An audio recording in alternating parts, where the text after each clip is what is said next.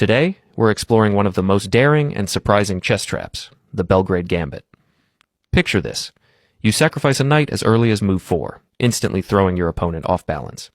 The gambit strikes quickly in the center and follows up with a fearless knight jump, an opening that seems ordinary at first glance but conceals a dangerous trap waiting to explode. You respond with queen to e2, pinning the knight on e4 to the king on e8.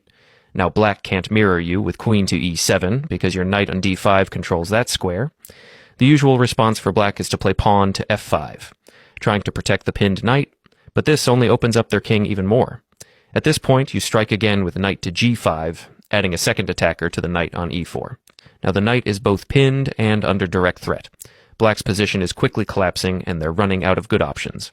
Let's say they try to push you back with pawn to h6, hoping to force a trade of knights. But instead of trading, you deliver a stunning blow. Queen to h5. This seemingly simple move sets up an instant threat of checkmate. Your knight on g5 covers the crucial f7 square, and unless black can do something drastic, checkmate is coming on the next move. Black might try to regroup and defend with knight to e7, covering the king and offering a trade of knights, but this doesn't fully solve their problems. And let's be honest, many players, especially at the club level or online blitz, won't find this defense in time. Now captures the knight on h4, they're now faced with a tough choice. They'll likely try to simplify by capturing one of your knights in return. But if they choose to capture the knight on d5, it leads to a surprisingly quick and devastating checkmate. If they capture the knight e4 with the pawn, then you can play queen to h5 check.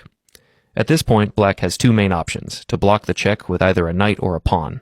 But as is often the case in the Belgrade Gambit, both choices lead to disaster. If black blocks the check with knight to g6, white responds with bishop to g5, and here comes the twist. The queen on d8 is now trapped. Even if black tries to stall, say by making another move first, once white recaptures or continues, the threat remains. Their queen is lost, and the knight is still pinned, unable to recapture the bishop. It's an incredibly nasty trap. Now, what if black chooses to block the check with the pawn to g6 instead? That may look more solid, but then white continues with queen to e5, and suddenly black's entire position is overwhelmed. Here's why. The rook on c8 is under threat. The pawn on c7 is weak and vulnerable to a knight fork. The knight on d5 is ready to jump into f6, launching a direct attack on the king. And don't forget the pin along the e-file, which ties black's pieces down even further. Black is overloaded with threats, and this is exactly what makes the Belgrade Gambit so fun and effective. Even if black tries to find a way out with a defensive move like pawn to d6, the position is far from safe. Their idea is to challenge your powerful queen on e5, force it back, and later capture your aggressive knight on d5. At first glance, it seems like a solid, logical move aimed at neutralizing your attack, but white has a stunning reply that turns the tables completely, bishop to c4. This isn't just a flashy developing move, it's actually the best move in the position according to engine analysis. It comes with a deeper purpose, to lure black into making a fatal mistake. If black accepts what looks like a free queen with pawn, takes queen on e4, they fall right into a beautiful mating pattern. White responds with knight to f6, delivering checkmate. The king has no escape, no defenders are nearby, and the coordination between your knight and bishop seals the game. It's a brilliant example of tactical precision, sacrificing the queen not just for shock value, but to finish the game with an elegant, unstoppable checkmate. This sequence showcases the attacking power of the Belgrade Gambit. Even when black tries to defend, one misstep can lead to a swift and brutal end. To recap, this all begins in the four knights game. After striking with pawn to d4 and knight to d5, you invite black to overextend. If they capture on e4, you play queen to e2, pinning the knight. Their only defense is pawn to f5, which weakens their king. From there, the tactical storm begins, with pins, forks, and even traps that can win their queen. Now you play knight to g5, increasing the pressure on the already pinned knight on e4. At this point, black might try to defend by playing bishop to a7, which makes a lot of sense. They're attempting to shield their king and prepare to castle. This is your moment to strike. You finally execute your main idea, capture the knight on e4. In response, your opponent will likely castle, thinking they've reached safety. But it's not that simple. The king is still exposed, with very few defenders nearby, and the threat of queen to h7 checkmate looms dangerously. To defend against this, black must somehow block the diagonal. But you continue the attack by developing your bishop, bringing it into the game with tempo. If black tries to create counterplay with rook to e8, looking for tactics along the open e-file, You calmly castle kingside. Now, you are the one with pressure along the e-file, not your opponent. Even if black attempts a discovered attack, they've overlooked a key tactic. Knight to f6, a devastating fork. If black captures the knight, the rook on e8 falls. You've just won the exchange, but it doesn't end there. Their dark-squared bishop is also pinned, and their king is still under fire. You can now freely bring in your rook and bishop for a crushing attack. The position is collapsing. There's one important line that we can't overlook.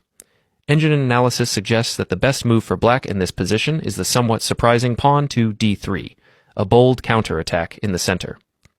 This move challenges white's control and tries to complicate the position. The good news is that this move is quite uncommon in practice. According to the Lichess database, only about 7% of players use this defense, and those who do are usually rated around 2,100 or higher. So, if you're playing at a lower level, you're unlikely to face this move often, allowing you to focus more on the typical lines where white has strong attacking chances. Even if they play pawn to d3, the position remains highly tactical and balanced. For example, you can capture this pawn with your queen, and if black then grabs your knight on g5, it looks like you're down material. Until your spring knight takes c7, a powerful double attack. Black plays king to d8, then you play knight to a6, forking the king and queen. On the next move, you can capture the queen.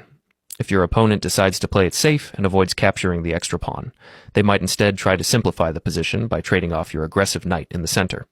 However, after you recapture, they're forced to move their other knight, which only highlights that their earlier decision was flawed. This is the beauty of the Belgrade Gambit. Even seemingly natural and cautious moves often backfire.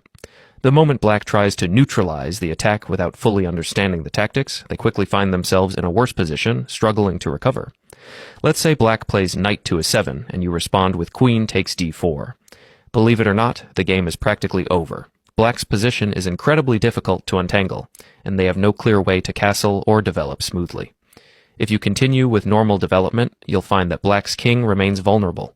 Eventually, when you check the king, they'll realize they can't even move the dark-squared bishop without leaving the g7 pawn hanging. The most common reply from black is bishop to e7, hoping to castle. But you strike immediately with queen takes g7, threatening the rook and piling on pressure. If black tries counterplay bishop to f6, then you play rook to e1 with kekek. They often end up moving the king to d7, a desperate attempt to escape. But now the king is exposed in the center, and you can bring in more pieces for a crushing attack. That's the magic of the Belgrade Gambit. Simple moves can spiral into total chaos, and a single slip can bring the whole position crashing down. Thanks for watching.